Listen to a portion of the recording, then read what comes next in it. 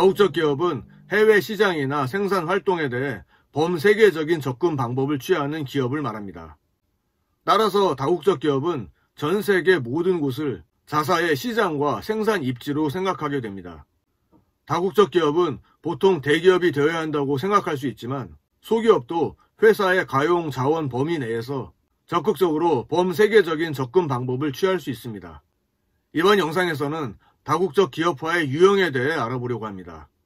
다국적 기업론과 국제경영을 비롯하여 경영학 관련 강의 영상을 받아보실 분은 지금 구독해 주시면 감사하겠습니다.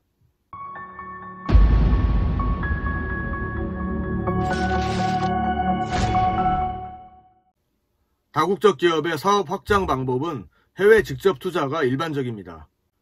다국적 기업화의 유형을 몇 가지 기준에 따라 구분해 보도록 하겠습니다. 첫 번째로 해외 직접 투자의 동기별로 본 유형, 두 번째로 통합 형태로 본 유형, 세 번째로 해외 자회사의 독립성에 따른 분류에 대해 정리해 보겠습니다.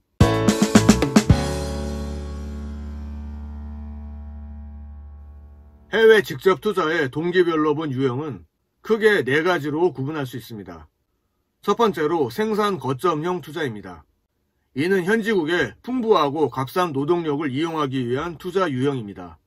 국제 분업형 투자 또는 생산 효율 지향형 투자라고도 합니다. 우리나라나 일본 기업이 동남아시아에 진출하거나 미국이 카리브해 연안국에 투자하는 사례에서 많이 찾아볼 수 있습니다. 자연스럽게 섬유나 의류, 봉제, 신발, 가전용 전자제품과 같은 노동 집약 산업에서 주로 이루어지며 투자 규모도 중소기업형 소규모인 경우가 많습니다. 투자국에서 임금과 같은 생산 요소 가격이 상승할 경우 노동 집약적 산업은 도저히 국내에서 생산성을 확보할 수 없게 되어 사양 산업화합니다. 제3국으로 수출할 목적으로 생산하는 공장이었다면 수출 시장을 상실할 위험이 생기기 때문에 기업은 해외 직접 투자를 통해 생산성에 비해 요소 가격이 상대적으로 저렴한 또 다른 나라로 생산 거점을 옮기려고 할 것입니다.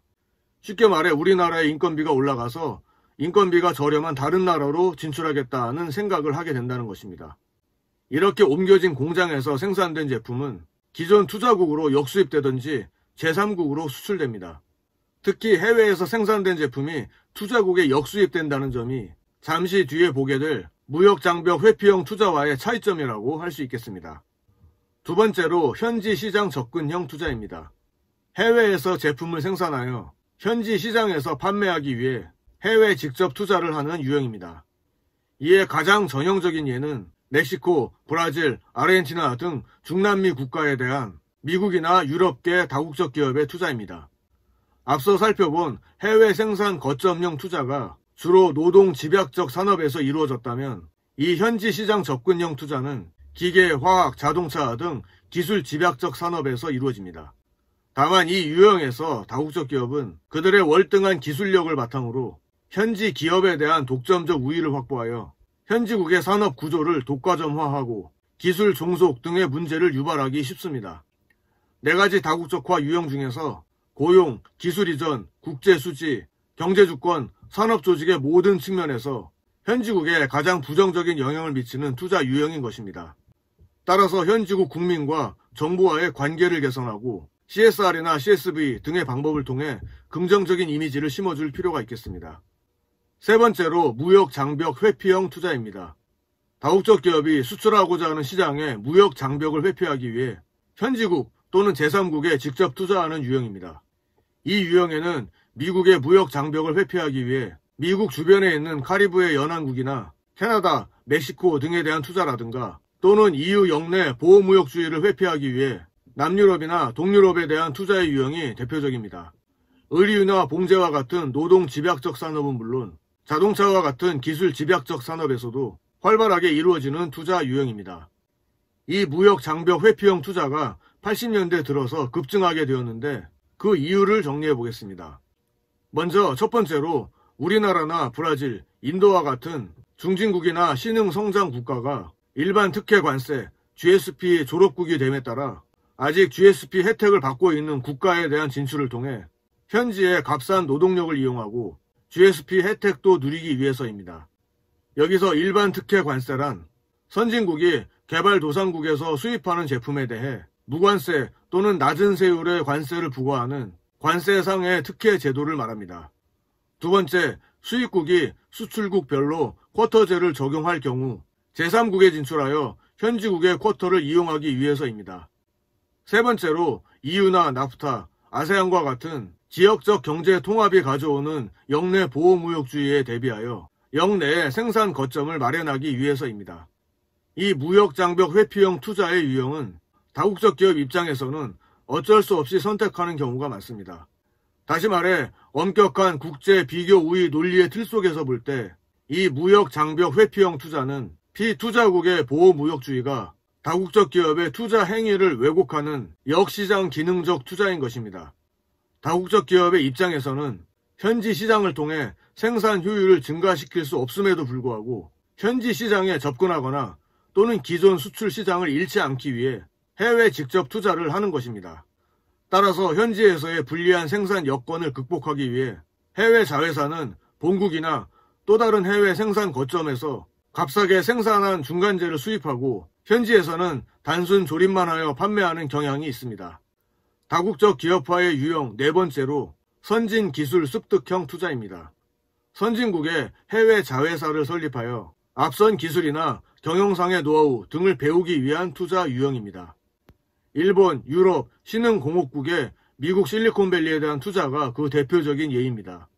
날이 갈수록 기술 보호주의 장벽이 높아짐에 따라 이러한 유형의 투자는 선진 기술을 습득하는 아주 좋은 방법으로 인식되어 1980년대 이후 급격하게 늘어나고 있습니다.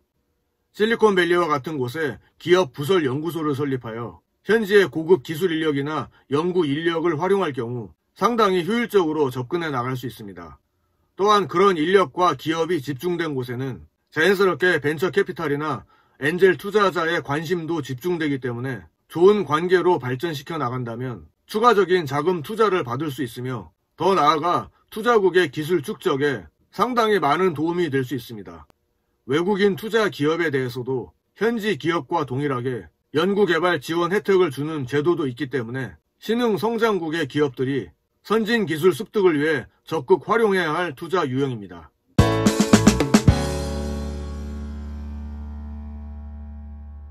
다국적 기업화의 유형 두 번째로 통합 형태별로 본 유형에 대해 알아보겠습니다. 여기에는 크게 수직적 해외 직접 투자와 수평적 해외 직접 투자가 있습니다. 먼저 수직적 해외 직접 투자란 모기업과 자회사의 수직적 통합이 이루어지는 경우입니다. 경영학에서 수직적이라는 표현은 한 산업에서 원자재의 생산이나 가공부터 여러 부품 제조를 거쳐 완제품을 완성해가는 프로세스를 말합니다.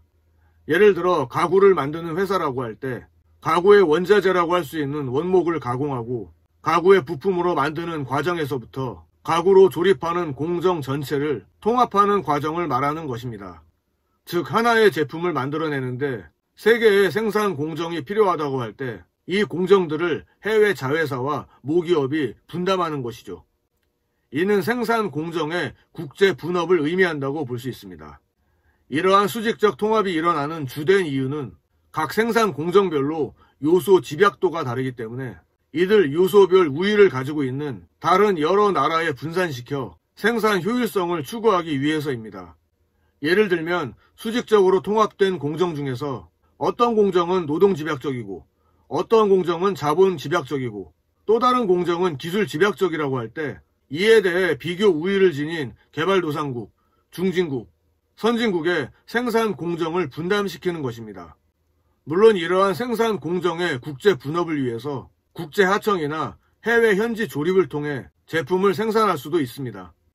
하지만 이렇게 해외 직접 투자를 해서 생산 공정의 일부를 해외 자회사가 맡도록 하는 이유는 결국 기술 유출을 방지하기 위해서입니다. 또한 중간재 거래를 내부화시키고 이로부터 얻어지는 규모의 경제와 같은 이익을 얻기 위해서인 것입니다. 다음으로 수평적 해외 직접 투자입니다. 앞서 살펴본 수직적 통합과는 달리 모기업과 자회사 간의 수평적인 통합이 이루어진 경우입니다. 경영학에서 수평적 통합이란 동일한 생산품을 만드는 과정에서 필요한 여러 기능들을 통합하는 과정을 말합니다. 예를 들어 모기업에서 생산하고 있는 것과 똑같은 제품을 해외의 여러 공정이 생산하는 것입니다. 이 같은 수평적 해외 직접 투자가 이루어지는 주된 이유는 주로 현지 시장 접근이 용이하기 때문입니다. 따라서 앞서 살펴본 현지 시장 접근형 투자와 비슷하다고 볼 수 있습니다.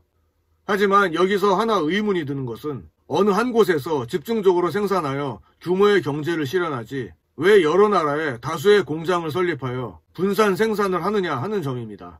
그 이유를 세 가지 정도로 정리해보면, 첫째, 현지화 전략으로 제품 차별화가 이루어진 경우 현지 수요에 보다 신속하게 대응하기 위해서입니다.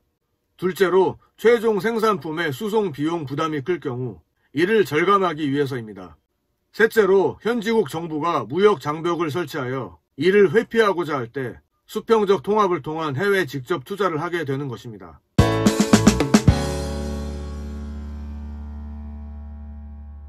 다국적 기업화의 유형 마지막 세 번째로 해외 자회사의 독립성에 따른 분류입니다.